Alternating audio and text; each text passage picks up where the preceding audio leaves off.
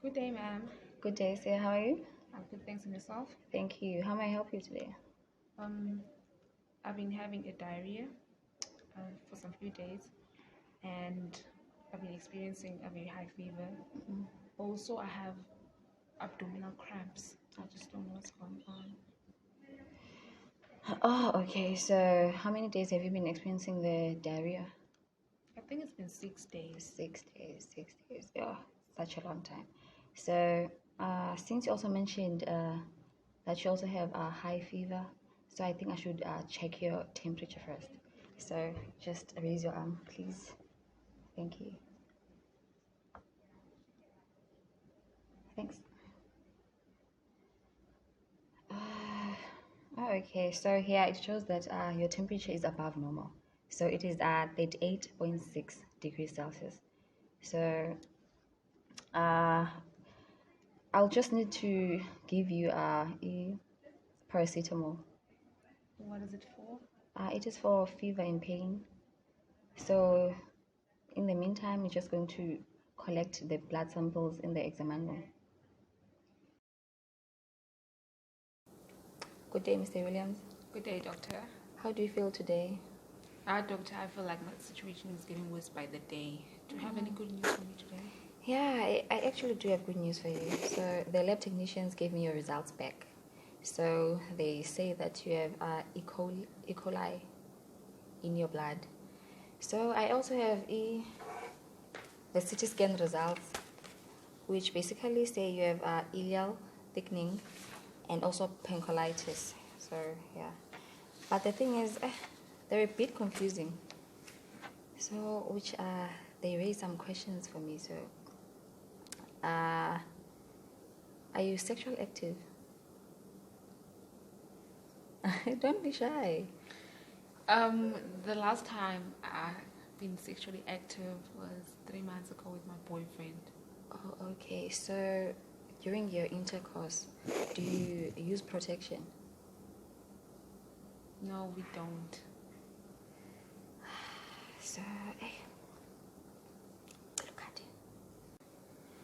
it. Basically, 2 years ago, I did, was it colonoscopies, and it was due to rectal bleeding. So, yeah.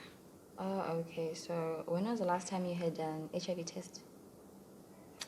I think it was 2 months ago, and the results came back negative. Negative. Oh, okay. So now I'll give you your medicine. So I'm going to give you ampicillin, and the ciprofloxacin, and the metronidazole.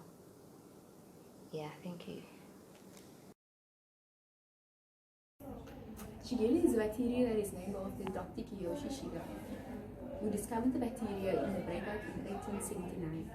The outbreak affected more than 90,000 patients with a mortality rate of more than 20%.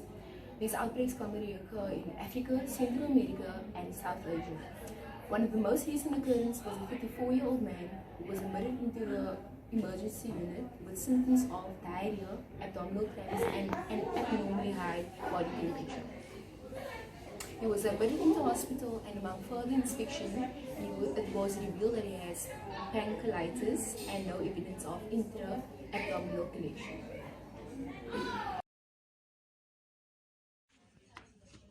A stool sample contained erythrocytes and leukocytes, and stool culture was subsequently positive for acianobiotype B. The isolation of Shigella sp from the feces prompted a review of the initial identification of the blood culture isolate, which was determined to be a non-motile gram-negative bacillus. This organism was subsequently identified as acino by VTEC2, a method that identifies organisms according to biochemical properties. The blood culture isolate was referred to the intended reference laboratory, and using further biochemical and serotyping tests was confirmed as acino by type F. Antimicrobial susceptibility testing identified the organism as sensitive to ciprofloxacin, gentamicin, and orbamazine, but resistant to ampicillin, streptomycin, tetracycline, sulfonamide, and doxycycline. Full blood examination on admission revealed a white cell count of 8.9 times 109 per liter, neutrophil count of 6.1 times 109 per liter, and an elevated C reaction protein level of 39.9 milligrams per liter. Renal and liver function tests were unremarkable. Tests were ordered from the hospital to check for the presence of Shigella in the patient's stool sample. We took the sample and grew culture from it to help us identify the presence of the Shigella bacteria. After discovering the presence of Shigella in the stool sample, we made the susceptibility test, which is a test that is used to determine which antimicrobial will inhibit the growth of this bacteria. Then from the results, the doctor will be able to know which drugs will be the most effective in treating the infection at hand, which is Shigellosis. There are 4 different types of Shigella, namely Shigella dysenteria, Shigella sone, Shigella flexneri, as well as Shigella boili. After running a series of tests and closely examining the results, we can confidently conclude that our patient has Shigella sone. Shigella sone is a type of species that is clonal and has spread worldwide. It is a gram-negative, rod-shaped, non-motile, non-spore-forming bacterium.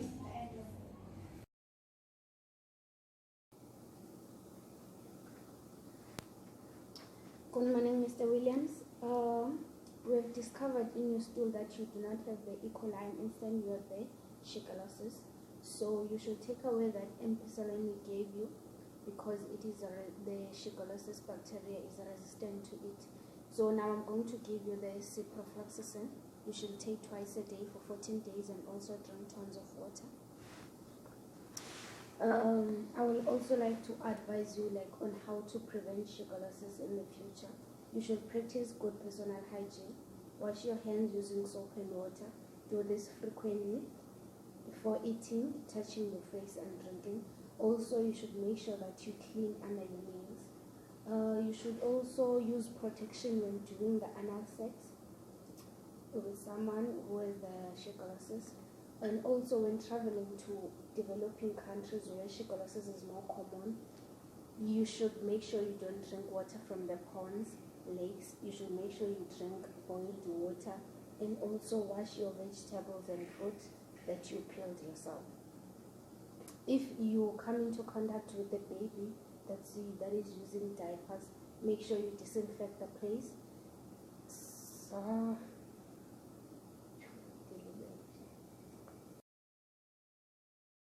Shigellosis is an intestinal disease that results from a family of bacteria known as Shigella. The etiology of Shigellosis is due to the direct contact of the gram-negative Shigella bacteria through contaminated water, food, or through the direct contact of contaminated feces. The bacterium releases toxins that irritate the intestines. Infection occurs when you accidentally swallow Shigella bacteria.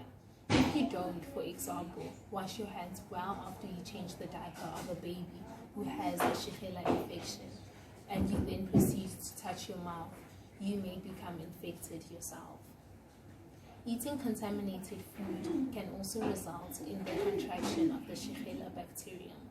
Infected people who handle food can transmit the bacteria to people who eat the food. Food can also become contaminated if it grows in a field that contains sewage.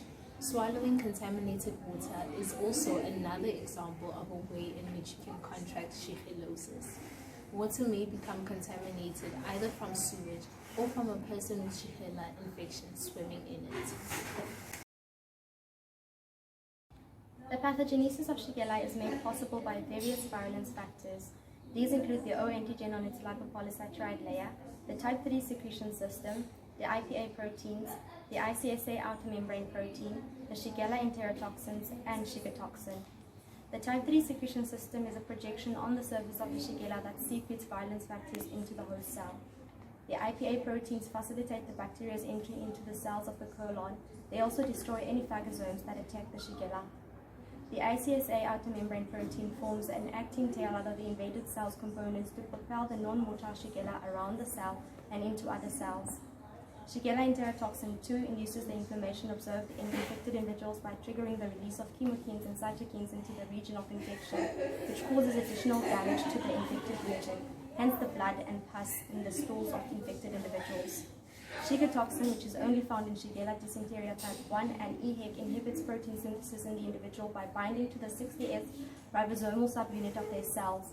It also destroys the endothelial cells of the kidney glomeruli, which causes hemolytic uremic syndrome, a condition that affects mostly kids under the age of 10.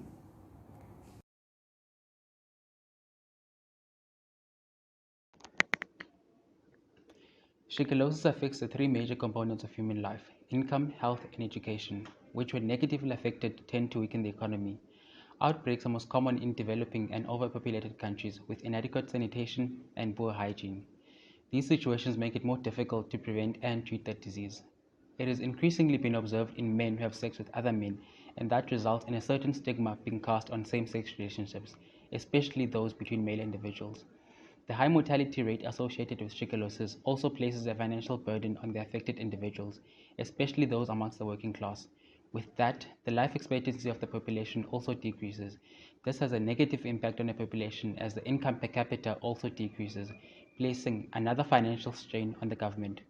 Due to the funds needed to produce and distribute the antimicrobial medication effectively, it is often in short supply in developing countries where it is most needed.